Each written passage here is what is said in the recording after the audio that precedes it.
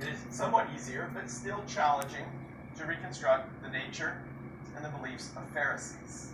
But it helps that we have the writings of two of them that we know quite well, Josephus and Paul. Christian apostle Paul is a Pharisee. He tells us he's a Pharisee.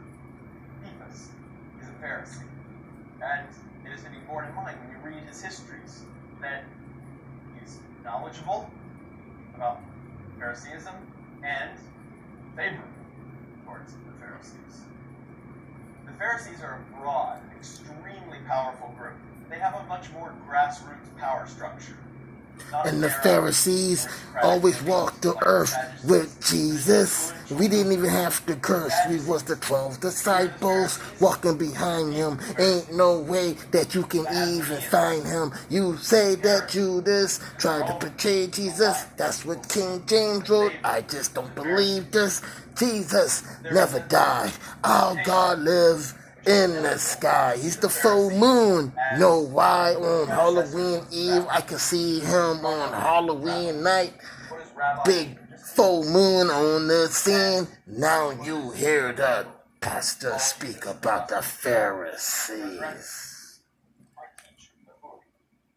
The Pharisees, in some ways, seem like early rabbis. They are pious teachers, leaders of the synagogues, learned in the Jewish law, who maintain the oral traditions of Judaism. And there's an element of truth in that image.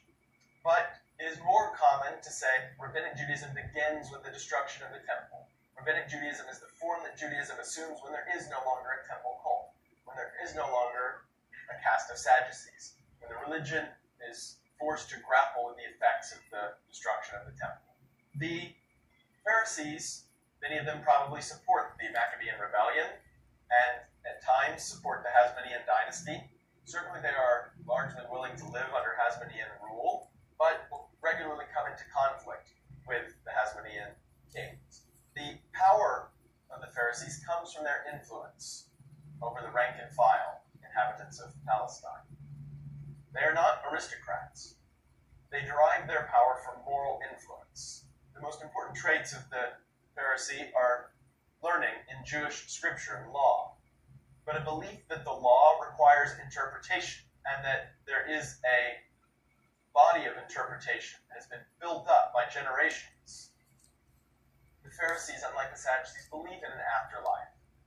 In some ways, their image of God is of a more elaborate, God alive.